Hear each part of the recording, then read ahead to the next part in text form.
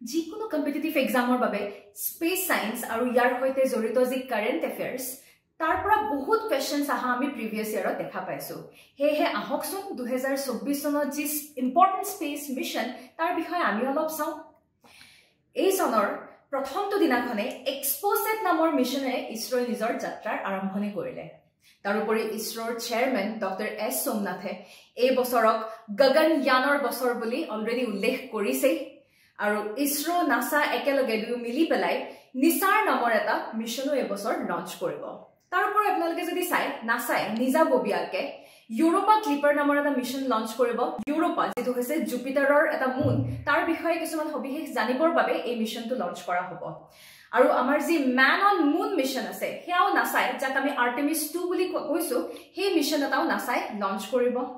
আৰু যদি আপোনালোকে চাই জাপানৰ যি স্পেচ এজেন্সি যাক জাক্সা বুলি কৈছো জাক্সাই ফোবস আৰু ডিমোস যি হৈছে মাৰ্চৰ মুন হে মাৰ্চৰ মুনৰ বিষয়ে জানিবলৈ এটা মিশন লঞ্চ কৰিব এনেকুৱা আৰু বহুত ইম্পৰ্টেন্ট মিশনছ আছে যদি আপোনালোকে আৰু বেছি জানে তেনেহলে কমেন্ট সেকশনত কাইন্ডলি কমেন্ট কৰিব পাৰে আৰু আপোনালোকক জনাই থওঁ যে কম্পিটিশন কেয়াৰে এই আহিবলগীয়া এপিএসসিৰ বাবে এটা ক্ৰাশ কোৰ্স এটা লঞ্চ কৰিছে যত মই Mahasweta Goswami science and tech পঢ়াম আৰু বাকি সকলো ফেকাল্টি বিলাকক আপোনালোকে দেখা পাইছে আমি সকলোৱে মিলি আপোনালোকক সহায়ৰ বাবে হাত আগবঢ়াইছো যদি আপোনালোকে ইন্টাৰেষ্টেড তেনেহলে তলত দিয়া নম্বৰত কন্টেক্ট কৰিব পাৰে ধন্যবাদ